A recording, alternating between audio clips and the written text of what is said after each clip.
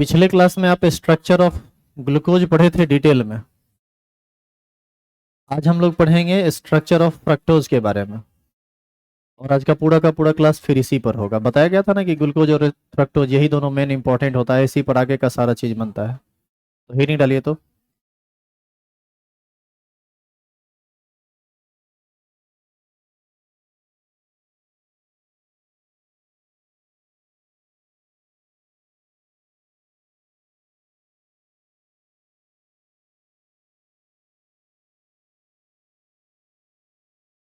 लिखेंगे फ्रक्टोज की संरचना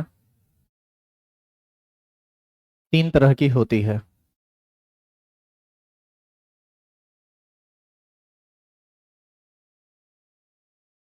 एक कार्बन की खुली श्रृंखला होती है, जबकि दो कार्बन की बंद श्रृंखला होती है।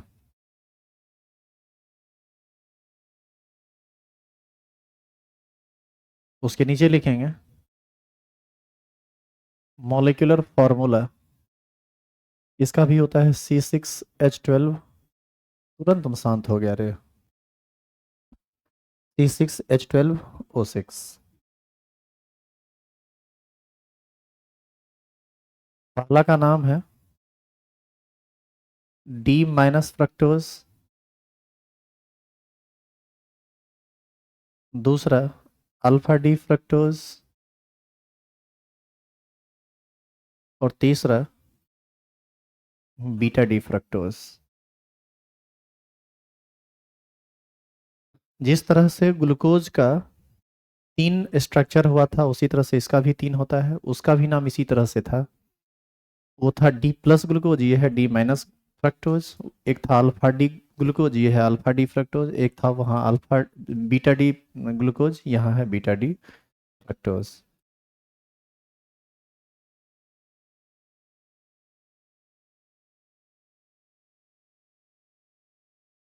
फ्रक्टोज पॉलीहाइड्रोक्सी कीटोन होता है। आप याद कीजिए ग्लूकोज जो था ये पॉलीहाइड्रोक्सी एल्डिहाइड था। ये क्या होता है? Polyhydroxy ketone.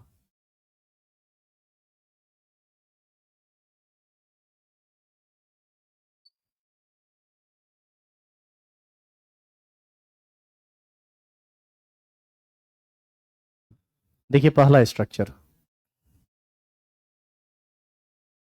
सी डबल बॉन्ड ओ। ये कौन सा फंक्शनल ग्रुप है? कीटोन। इसमें सबसे ऊपर आप लगा दीजिए CH2OH। और इसके बाद आप कितना कार्बन का काम हो चुका है? दो, तीन, चार, पाँच, छः। छठा कार्बन पर भी दे दीजिए CH2OH। तरीका देखिए याद रखने का क्या होता है। सबसे ऊपर CH2OH, सबसे नीचे CH2OH। सबसे ऊपर में CH2OH के बाद कौन सा फंक्शनल ग्रुप? कीटोन। और उसके बीच में कितना कार्बन फंसेगा? तीन। तीन कार्बन में अब आप उसी तरह से बॉन्ड दिखा दीजिए, सिंगल सिंगल सिंगल। एक तरफ H लगेगा और एक तरफ OH। और ये भी बात याद रखने वाली बात होती है कि किधर OH लगेगा और किधर H लगेगा। ध्यान रहे, राइट साइड नीचे से दो बार OH जोड़ेंगे और एक बार H जोड़ेंगे। अब आ जाइए इधर, इधर H, इधर OH, और इधर OH। इसी को कहा जाता है डी माइनस फ्रक्टोज।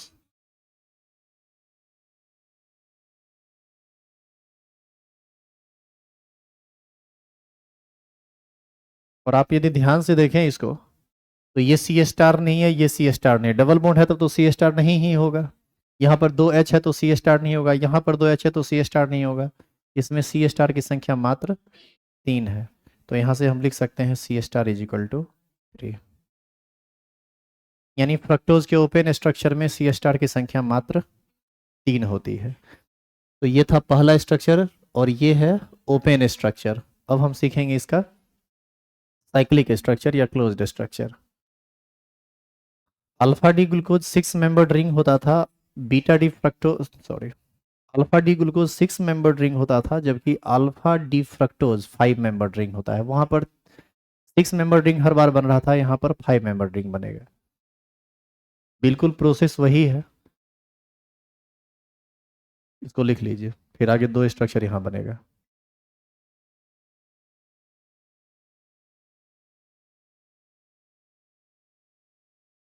हो गया लिखा हुआ। इधर देखिए, इस ऑक्सीजन का लोन पेयर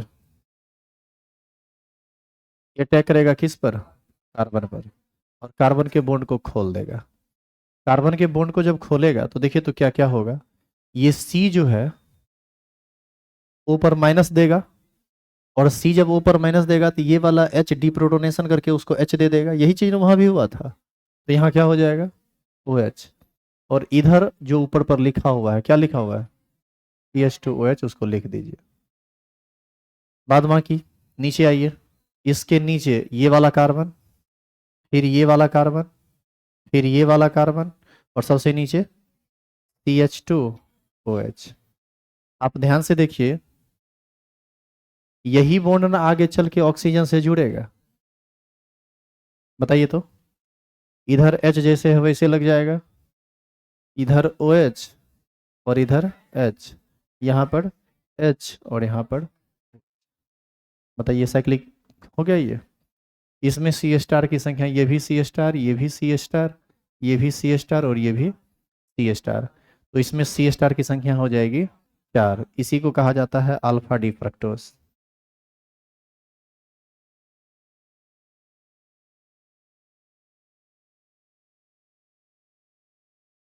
ग्लूकोज के दोनों साइक्लिक संरचना में सी स्टार की संख्या 5 होती है और ओपेन संरचना में 4, जबकि फ्रक्टोज के दोनों साइक्लिक स्ट्रक्चर में सी स्टार की संख्या 4 होती है, जबकि ओपेन चेन में सी स्टार की संख्या 3 होती है। वैसे सभी लोग जो इसका पिछला 2 लेक्चर नहीं किए, आपको समझ में कुछ नहीं आएगा, उतार रहे हैं, चलिए ठीक है, लेकिन समझने के लिए आपको पीछे का लेक्चर देखना पड़ेगा। जिनका भी क्लास छोटा है, जो अब्सेंट रहे हैं, उसको देख के तब बैठिए क्लास में, नहीं तो हवा नहीं लगेगा इसमें। इसमें क्या, साइंस के किसी भी पेपर का यही हाल होता है, ऊपर से खिस्सा इतना करते हैं। अब बताइए तो बीटा डी फ्रक्टोज में क्या करना है। बीटा डी फ्रक्टोज में सिर्फ ऊपर वाले पोजीशन को एक्सचेंज कर दीजिए। क्या करेंगे बताओ, इस OH को लेफ्ट साइड और CH2OH को राइट साइड। तो हम एक काम करते हैं, इसी को कॉपी कर देते हैं, ये ऑप्शन आपके पास नहीं है।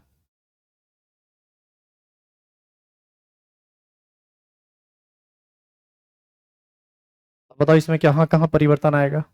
CH2OH की जगह यहाँ परिवर्तन आएगा, इस नाम में थोड़ा सा परिवर्तन आएगा, और कोई परिवर्तन आएगा क्या, और कोई परिवर्तन नहीं आएगा। तो हम यहाँ पर अब लिखेंगे OH और यहाँ लिखेंगे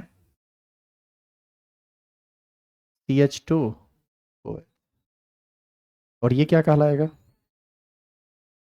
बीटा डी फ्रक्टोज। तो यही 3 डिफरेंट स्ट्रक्चर मिलता है। अच्छा, इसमें जो नंबरिंग किया जाता है ना, इसमें नंबरिंग आप यहीं पर कर देना, इसकी जरूरत पड़ेगी आपको। सबसे सबसे ऊपर वाले कार्बन को, इस कार्बन को कहेंगे नंबर 1, ठीक है। इसको इसको कहेंगे नंबर 1 कार्बन, इसको कहेंगे दूसरा, इसको तीसरा, इसको चौथा, इसको पांचवा और इसको छठा। यहां बताइए, ये पहला, ये दूसरा, ये तीसरा, ये चौथा, ये पांचवा और ये छठा। क्या इस तरह से नंबरिंग आप ग्लूकोज में नहीं किए थे? अरे नंबरिंग करके ही ना उसका स्ट्रक्चर, वो हेवर्थ प्रोजेक्शन लिखे थे आप, शायद उसमें नंबरिंग हमको लगता है समझा तो दिए थे, लेकिन आप लिखे नहीं थे नंबरिंग। नंबर दिए थे कि नहीं वहां, नंबर यदि नहीं दिए थे तो वहां नंबर दे दीजिएगा। वहां पर नंबर कैसे पड़ेगा, सबसे नीचे वाला छठा कार्बन था, याद करो, उसके बाद पांचवा, चौथा, तीसरा, दूसरा, उसमें तो लगातार था। सबसे ऊपर वाला जो कट था वो पहला कार्बन है, सबसे नीचे वाला कार्बन छठा। इसे हम एक बार स्ट्रक्चर बना के बता देते हैं, ऐसे था OH, और यहां से याद कीजिए नीचे में क्या था, CH2OH। बीच में कितना कट था, 4 कट।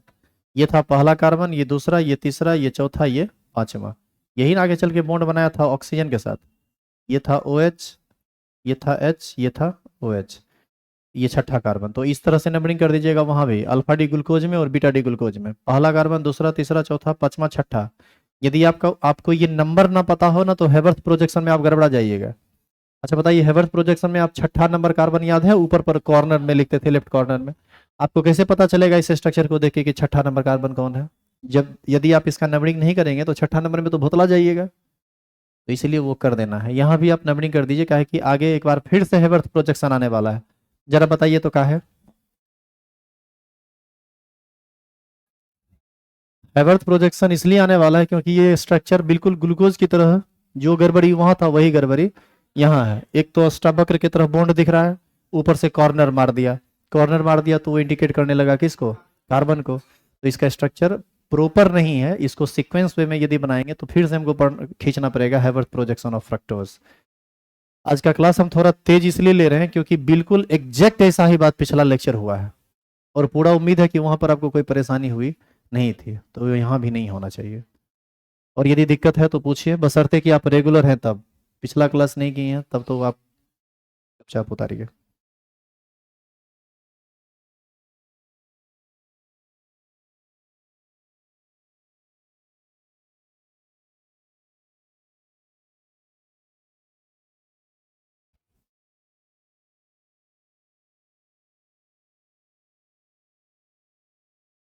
तो यहाँ पर सबसे पहले आपको ये बताया गया कि फ्रक्टोज तीन अलग अलग तरह की संरचना में पाई जाती है। एक की संरचना खुली होती है।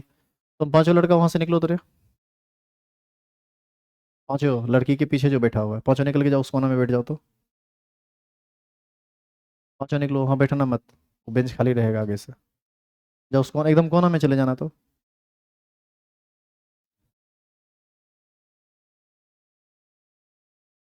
चेंज करें ना इसको,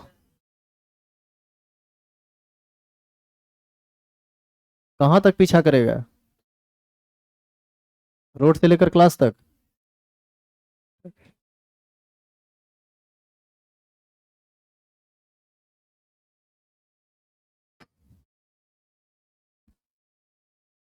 तो जो गड़बड़ी ग्लूकोज के संरचना में थी वही गड़बड़ी यहाँ पर फ्रक्टोज के संरचना में भी बन रही है।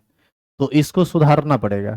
सुधारेंगे किस टॉपिक से? हार्वर्ड प्रोजेक्शन ऑफ फ्रक्टोज से। तो लिखिए तो अगला heading,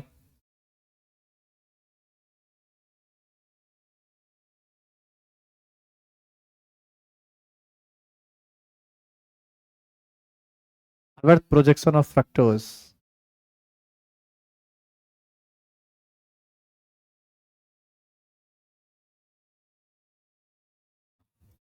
Harvard projection of fructose. Glucose का जब हम लोग हैवर्थ संरचना लिख रहे थे तो उसमें 6 मेंबर का रिंग बना था, याद है आपको? यहाँ पर 6 मेंबर का रिंग नहीं बनेगा, यहाँ पर कितने मेंबर का रिंग बनेगा? 5, क्योंकि आप इस बात को इससे समझ सकते हैं।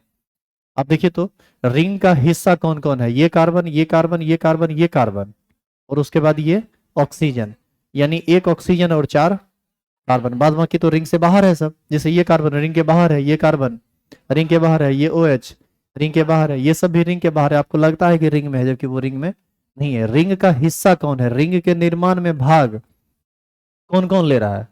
तो 4 कार्बन, एक ऑक्सीजन, यहाँ भी 4 कार्बन और एक ऑक्सीजन। इसमें भी 5 कार्बन, 5 मेंबर रिंग बनाएंगे, एक ऑक्सीजन रहेगा, 4 कार्बन रहेगा, सब में 2-2 बॉन्ड बना के नीचे उसको डालेंगे जो राइट साइड है, ऊपर उसको डालेंगे जो लेफ्ट साइड है। यही बात ना आपको ग्लूकोज में बताया गया था। तो चलिए इस बात को थोड़ा इजी वे में करते हैं, इसको मिटा दें।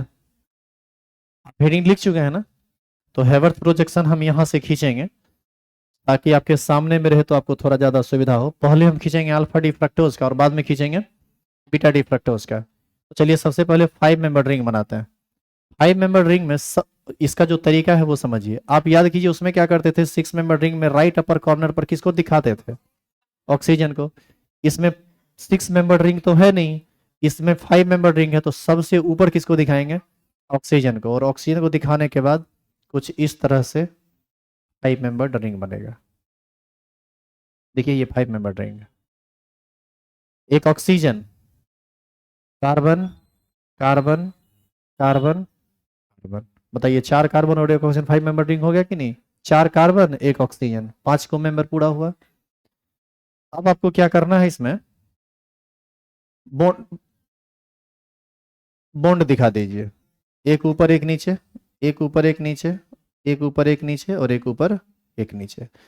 जो सबसे निचला कार्बन है या जो सबसे नीचे है वो इस तरफ सबसे ऊपर लिखाएगा लेफ्ट अपर कॉर्नर में, लेफ्ट अपर कॉर्नर। आप याद कीजिए यही काम वहां भी किए थे। तो बताइए तो क्या लिखेंगे?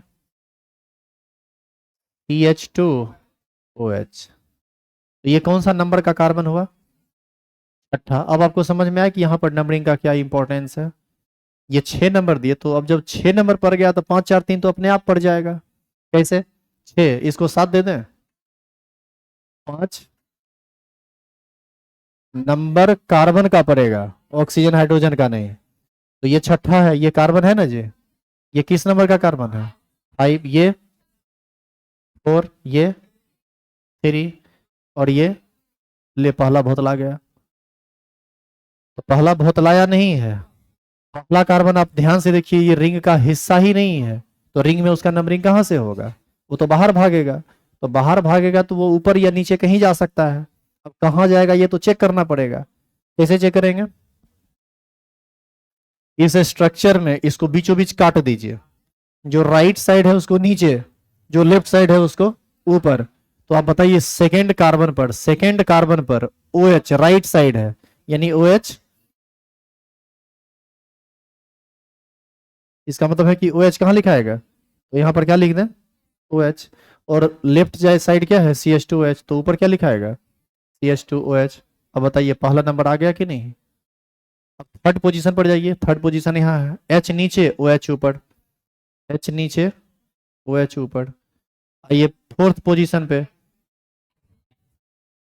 OH नीचे H ऊपर। और इस कार्बन पर 5वां नंबर पर जब आप एक चीज दे ही दी है तो बचता तो एक ही चीज है, और वो हाइड्रोजन है। आप देख लीजिए 5वां कार्बन पर ये पड़ चुका है। इधर वाला तो रिंग का ही हिस्सा है, बचा क्या? हाइड्रोजन। इसी को बोला जाता है alpha D fructose, Haworth projection of alpha D fructose. वो हेडिंग आप ऑलरेडी पीछे लिखे हुए हैं, अल्फा डी फ्रक्टोज। रुकिए अब आप ये बताइए कि ये स्ट्रक्चर तो काम खत्म हुआ, अब हमको इसका काम करना पड़ेगा। इसका क्या करना पड़ेगा? इसमें सेकेंड पोजीशन पर ही ना खाली अंतर हुआ था, तो यहाँ पर सेकेंड पोजीशन पर अंतर हो जाएगा। CH2OH नीचे आ जाएगा, OH ऊपर चला जाएगा। तो हम यदि बीटा डी फ्रक्टोज बनाएंगे तो हम फिर शुरू से थोड़ी ना काम करेंगे। क्या करेंगे? इसका फोटो कॉपी करेंगे, इसको क्लोन करके इसको निकालेंगे यहाँ से, और जहां जहां चेंज की जरूरत है कर दीजिए। अल्फा को क्या बनाना है? बीटा। तो बन गया बीटा। इस OH को ऊपर और CH2OH को नीचे। ये हो गया पहला कार्बन, बन गया। अब ये सब बात सिर्फ उन्हीं को समझ में नहीं आ सकता है जो क्लास छोड़े हैं। जो क्लास रेगुलर किए हुए हैं हमारे ख्याल से इसमें दिक्कत एकदम नहीं होना चाहिए। देखने में जरूर लंबा चौड़ा और भारी बात लग रहा है, लेकिन जितना लंबा चौड़ा और भारी लग रहा है उतना ये भारी है नहीं। एक आध वो आदमी को देखता होगा, देखने में पहलवान जैसा रहता है, उसको सब ललवाते रहता है, वैसा ही टाइप का चीज ये है। देखने में बहुत भारी भरकम लगेगा लेकिन सच में भारी नहीं है। बशर्ते कि आप रेगुलर हैं तब, इरेगुलर हैं तब तो आपको कुछ समझ में नहीं आएगा। अब आप इंतजार कीजिए क्रैश कोर्स का। इसमें भी यदि पहला लेक्चर से क्लास करते तो समझ में आता। आज तीसरा लेक्चर है इसका, तो दिक्कत तो होना ही है।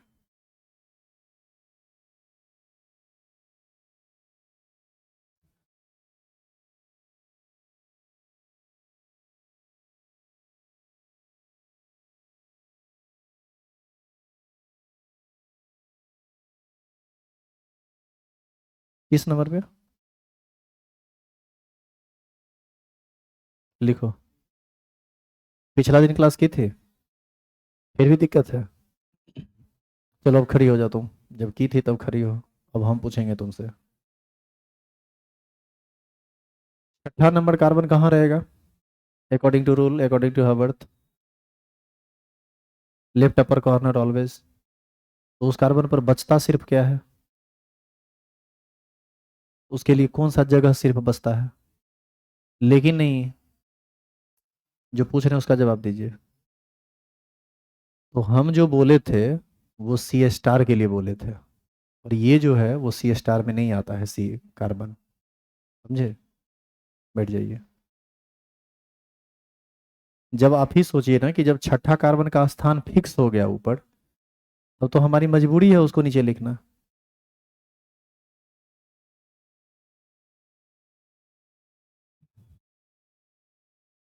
कल 2 ढाई घंटा का 2 घंटा का तो लगता है क्लास चला है आपका लगातार, और पढ़ाई बहुत ज़्यादा इंपॉर्टेंट हुआ है।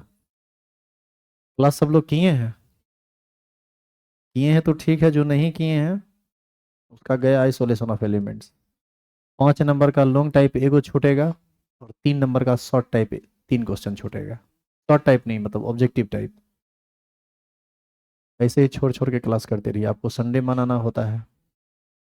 और नहीं पढ़ाते, यदि संडे को छुट्टी दे दे तो सबका छूट जाता, क्योंकि फिर सिलेबस ही खत्म नहीं होता है। तो हमारी मजबूरी थी संडे का क्लास लेना, और पता नहीं आपकी क्या मजबूरी है कि आप संडे को नहीं आते हैं, ये आप जानिए। वीडियो लिंक कर मांगेगा ऑफिसर जाके या व्हाट्सएप पर तो व्हाट्सएप पर भी उठा कर पटक देंगे, व्हाट्सएप पर भी बता दे रहे हैं।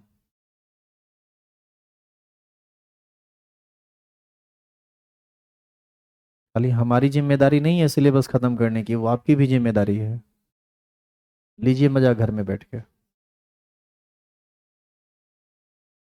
क्रैश कोर्स में क्या समझते हैं, जादू का छड़ी है, घुमाएंगे सीख जाइएगा। पढ़े हुए हैं तभी क्रैश कोर्स काम हो देगा, नहीं पढ़े हुए हैं तो खाली पासे करने के लायक नंबर आएगा। अब चाहेगा कि 90 नंबर 95 नंबर आ जाए। अब तो सब देखता है, पूरा कितनों का होता है ये बहुत मैटर करता है।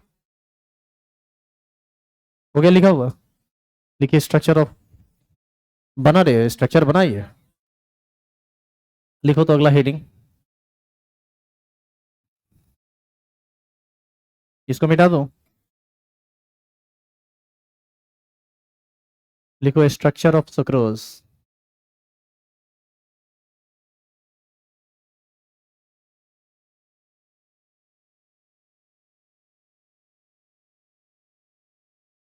सुक्रोज का मॉलिक्यूलर फॉर्मूला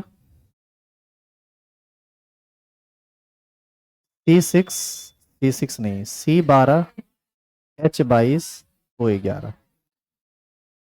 चलिए अब इसके बारे में फिर से इसको सुनिए।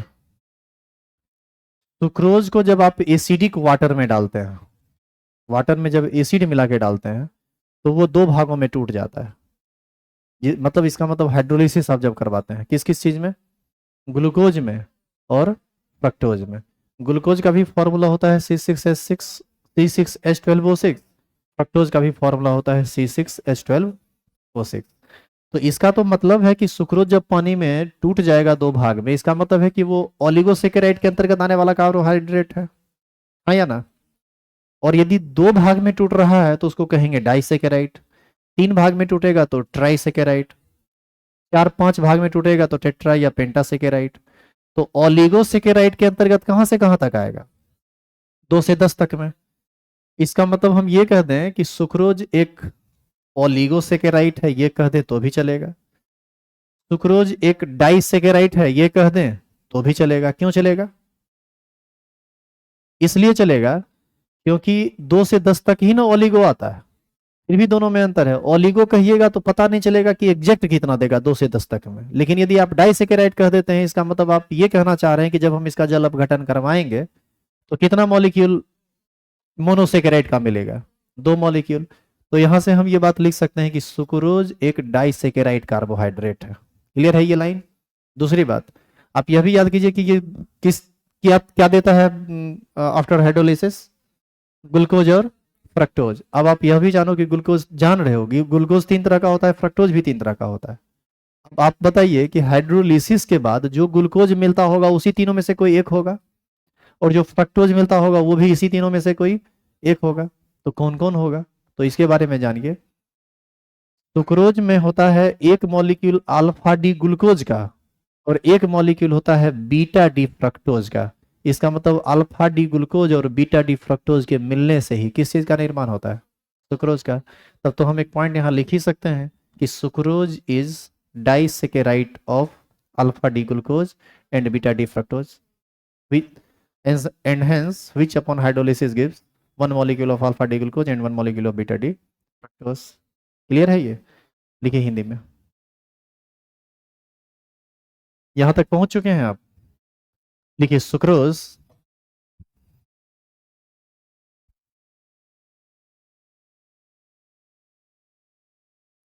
एक डाइसेकेराइड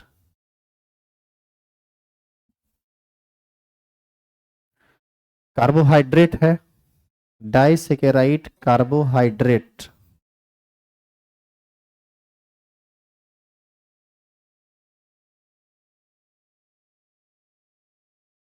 जिसके जल अपघटन से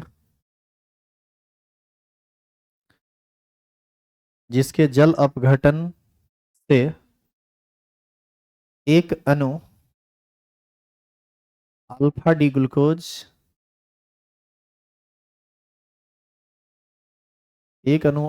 ग्लूकोज तथा एक अणु बीटा डी फ्रक्टोज प्राप्त होता है।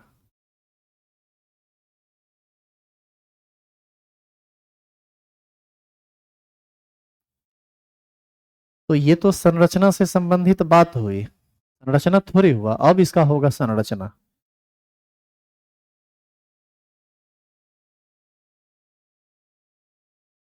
ओके, आप बोर्ड पर ध्यान से देखिए, बीटा डी फ्रक्टोज ऑलरेडी बना हुआ है ना, बोर्ड पर बना हुआ। हमको अभी को नया बनाने की जरूरत क्या है? अल्फा डी ग्लूकोज, और दोनों को मिला देंगे तो क्या बन जाएगा? सुक्रोज। तो सबसे पहले हम अब क्या करते हैं, इसमें प्लस दे दिए, यहां पर बनाएंगे अल्फा डी ग्लूकोज और यहां पर बनाएंगे बीटा डी फ्रक्टोज। एक तो बना हुआ है, दूसरा बना लेते हैं। बताइए तो, अल्फा डी ग्लूकोज में क्या क्या करना है? 6 मेंबर रिंग बनेगा, यहां पर होगा ऑक्सीजन, है जी। ये कुछ इस तरह से याद है आपको? आप याद कीजिए, ये एक कार्ब नंबर पहला था, दूसरा था, ये तीसरा था, ये चौथा था, ये पांचवा था, और ये छठा था जिस पर लगा हुआ था कौन चीज? CH2H। अब CH2H जब छठा नंबर पर आप लगा दिए, तो अब तो आपकी मजबूरी है कि पांचवा कार्बन पर जो एक बचा हुआ है, चाहे वो लेफ्ट साइड है या राइट साइड है, उसको कहाँ दिखा दें? नीचे। आप याद कीजिए, जहां तक हमको याद है, नीचे में OH था, यहाँ पर H था, यहाँ OH था, यहाँ H था, यहाँ H था, यहाँ OH था, यहाँ OH था, और यहाँ पर H था। सेकेंड लेक्चर यही था ना जी? तो ये है अल्फा डी ग्लूकोज। इसमें भी कार्बन का ऑलरेडी नंबरिंग किया हुआ है, कोई दिक्कत नहीं है ना इसमें। अब देखो, ये दोनों मॉलिक्यूल, ये है OH और ये भी क्या है? OH। इस मॉलिक्यूल का C1 कार्बन का OH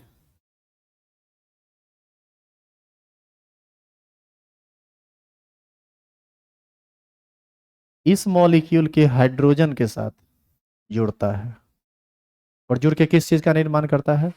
H2O का। और नया बंधन किसके साथ निकलेगा? यहां से H2O निकल जाएगा, H2O निकलेगा तो नया बंधन किसके साथ बनेगा बताइए तो? कार्बन का जो ये बॉन्ड है, ये जुड़ेगा ऑक्सीजन के इस बॉन्ड के साथ, और जब ऑक्सीजन के इस बॉन्ड के साथ जुड़ेगा तो ऑक्सीजन तो इस पूरे पार्ट के साथ में जुड़ा हुआ है। इसका मतलब है कि ये बड़ा सा मॉलिक्यूल इस बड़े से मॉलिक्यूल से आपस में जुड़ जाएगा। इसका मतलब है कि रिंग का ये कार्बन और रिंग का ये कार्बन आपस में जुड़ जाएगा, बीच में कौन रहेगा? ऑक्सीजन। तो इसको दिखाने का तरीका क्या है? यहां सबसे पहले एरो लिखेंगे और यहां पर देंगे -H2O। और इस स्ट्रक्चर को, इस लंबे चौड़े स्ट्रक्चर को देखो हम कैसे रिप्रेजेंट करते हैं, थोड़ा इसको ध्यान से देखना। इस दोनों रिंग को जोड़ने का काम कौन कर रहा है? ऑक्सीजन। तो एक काम करते हैं, सबसे पहले ऑक्सीजन को ही दिखा देते हैं। दिखा दिए ऑक्सीजन को। अच्छा, इस तरह से यदि बॉन्ड को दिखा दें कि यहां से ना बॉन्ड बना, ये तो गलत रिप्रेजेंटेशन है, तो उसको प्रॉपर वे में रिप्रेजेंट करना पड़ता है, उसका तरीका हम बता रहे हैं। और बढ़िया से थोड़ा देखिएगा, नहीं तो स्ट्रक्चर बनेगा नहीं। तो सबसे पहले क्या करना है, ऑक्सीजन दिखाइए और दो बॉन्ड आप इस तरह से दिखा दीजिए। अब बताओ, इसी दोनों बॉन्ड से ना दोनों रिंग जुड़ेगा, एक में 6 मेंबर्ड और एक में 5 मेंबर्ड। तो नीचे ऊपर था 6 मेंबर्ड, नीचे था 5 मेंबर्ड। तो 5 मेंबर्ड रिंग जब आप बनाइएगा, तो रिंग आप जब भी बनाइएगा तो आपको नहीं लगता है कि आपको इस टाइप का तो काम करना ही पड़ेगा? और यहां भी बताइए, इस टाइप का तो काम करना पड़ेगा, खाली इसमें क्या जोड़ना पड़ेगा, ऑक्सीजन।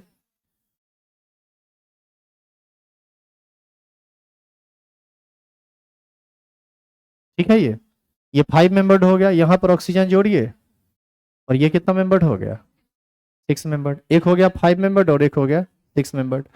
अब जैसे मान लीजिए कि यदि ये थोड़ा नजदीक बन रहा है तो आप बनाते वक्त कोशिश कीजिएगा कि इसको थोड़ा दूर कर दें, और हमारे लिए ये ऑप्शन बहुत आसान है, हम कर दिए दूर।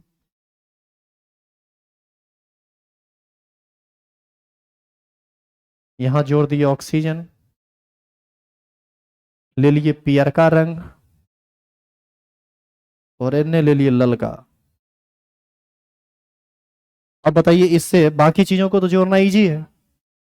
सुनो ध्यान से, ये वाला जो बॉन्ड है, ये वाला जो बॉन्ड है, ये वाला जो बॉन्ड है, यहां पर यहां पर यहां पर और यहां पर, इस सब जगह पर तो कोई परिवर्तन हुआ ही नहीं। जो पीछे था वही यहां भी आगे भी रहेगा। तो कैसे कैसे था, अब हम आपको याद दिलाते हैं। यहां पर याद कीजिए, नीचे था OH और ऊपर था H, तो H को हम इधर दिखा दें, और इधर OH था तो रिएक्शन करके जुड़ गया। याद करो, नीचे OH था और यहां पर H, यहां पर H था, यहां OH था, यहां पर OH था, यहां पर H था, यहां पर H था, और यहां पर CH2OH था। तो ये काम हम तब न कर पाएंगे जब हमको अल्फा डी ग्लूकोज पता हो, और अल्फा डी ग्लूकोज को पता करने के लिए ओपन चेन स्ट्रक्चर याद रखिए, उसकी मदद से आप आराम से यहाँ तक पहुंच जाएगा, आपको ज़्यादा याद करने की जरूरत नहीं पड़ेगी। एक बस याद रखिए, ये याद रह जाएगा। फिर फ्रक्टोज का याद रखिए तो ये भी याद रह जाएगा। अब बताइए, यहां पर आप याद करो, नीचे में क्या था, CH2OH, और ऊपर में क्या था, OH, याद है। पहला बार अल्फा अल्फा डी फ्रक्टोज में CH2H ऊपर चला गया था, OH नीचे, और सेकेंड बार हम एक्सचेंज करके OH को ऊपर कर दिए थे और CH2 को नीचे। दूसरी बात, OH को ऊपर कर दिए थे तब ये O जुड़ा उससे, तो यहाँ नीचे क्या है। अब कोई आदमी कहेगा कि सर वहां पर तो ऐसे बना हुआ है, आप ऐसे बना दीजिए या ऐसे बना दीजिए, यहाँ पर कोई दिक्कत नहीं है। तो क्या बनेगा यहाँ, CH2OH। अब यहाँ देखो तो, यहाँ क्या था, OH। एक बार बढ़िया से देखिए, सुनो, ये बीटा डी फ्रक्टोज है, और बीटा डी फ्रक्टोज में हमारे ख्याल से यहाँ पर H होना चाहिए, है जी, HOH। तो यहाँ पर है H, और यहाँ पर OH, यहाँ पर OH, OH, H। ये ऊपर में तो, ये ऊपर में तो होगा कौन चीज, CH2OH, और नीचे में हो गया कौन चीज, हो गया सुक्रोज। इसी को हम क्या बोलते हैं, सुक्रोज, जिसका फॉर्मूला क्या होगा, C12H22O11। अब समझ में आई ये फॉर्मूला कैसे आया। देखो, इसका फॉर्मूला था C6H12O6, इसका फॉर्मूला था C6H12O6, यानी कुल मिलाकर हो गया 12 कार्बन, 24 हाइड्रोजन और 12 ऑक्सीजन। लेकिन जब H2O निकला था तो 2 हाइड्रोजन घटा तो हो गया 22, और एक ऑक्सीजन घटा तो हो गया 11। बन गया कौन चीज, सुक्रोज। रुकिए, अब ये जो मॉलिक्यूल था ये क्या था, अल्फा डी ग्लूकोज। इस बॉन्ड को कहा जाता है अल्फा लिंक। ये क्या था, बीटा डी ग्लूकोज, तो इसको बोला जाता है beta link. Beta D glucose जो बॉन्ड बनाया, या जो जिस बॉन्ड से जुड़ा ऑक्सीजन से, वो हो गया बीटा लिंक, और उधर से जो ऑक्सीजन से जुड़ा वो हो गया अल्फा लिंक। और बताइए कि यदि ये ऑक्सीजन खाली एक बीच से निकल जाए तो बताइए फिर ये अलग और ये अलग हो जाएगा। ये ऑक्सीजन निकलेगा कैसे बीच से, उसका तरीका सुनिए क्या है। जब आप इसी चीज को जल में मिला के हाइड्रोलिसिस करवा दीजिएगा एसिड मिला के, तो क्या होगा कि ये या तो ये बॉन्ड टूटेगा, नहीं तो ये बॉन्ड टूटेगा। दोनों पैरेलल बॉन्ड है, सिमिलर बॉन्ड है, कोई भी एक टूट सकता है। अब बताओ, यदि ये बॉन्ड टूटा तो इस पर प्लस और इस पर माइनस आएगा, क्योंकि कार्बन और ऑक्सीजन में ज्यादा इलेक्ट्रोनिगेटिविटी ऑक्सीजन का होता है। इस पर आएगा माइनस और इस पर आएगा प्लस। H2O टूटेगा H प्लस में और OH माइनस में। यहाँ आ जाएगा OH और यहाँ आ जाएगा H। अब बताइए, ऊपर OH नीचे CH2OH, यहाँ पर ऊपर H और नीचे OH। बताइए, दोनों H2O जुड़ गया, फिर से ये कन्वर्ट कर जाएगा C6H12O6, C6H12O6। एक अल्फा डी ग्लूकोज, दूसरा बीटा डी फ्रक्टोज। समझ में आया। तो जानिए अब एक नया बात, ये भी एक कार्बोहाइड्रेट है, ये भी एक कार्बोहाइड्रेट, दोनों कार्बोहाइड्रेट को जोड़ रहा है ये ऑक्सीजन। और आप यदि ध्यान से इसको देखेंगे तो आपको ये ईथर फंक्शनल ग्रुप नजर आएगा। ईथर नहीं है ये, ओ इधर भी सी, इधर भी सी। तो ईथर वाला वही फंक्शनल ग्रुप जो दो कार्बोहाइड्रेट को आपस में जोड़ता है, उसी को ग्लाइकोसाइडी बंधन कहते हैं। इस बंधन को क्या बोला जाता है? ग्लाइको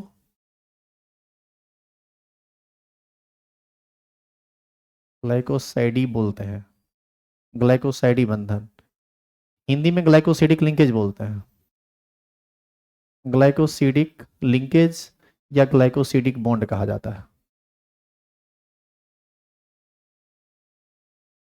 आपसे पूछा जाएगा क्वेश्चन, ग्लाइकोसिडिक बंधन से आप क्या समझते हैं, बताइए क्या होगा? वह बंधन जो दो कार्बोहाइड्रेट को आपस में जोड़ता है, उसी को क्या बोलते हैं? ग्लाइकोसिडिक बंधन। क्लियर है ये? अब सुनिए, आपको बताया गया था कि सेलुलोज, स्टार्च, ये सब जो है वो पॉलीमर है जिसमें ढेर सारा ग्लूकोज जुड़ा होता है।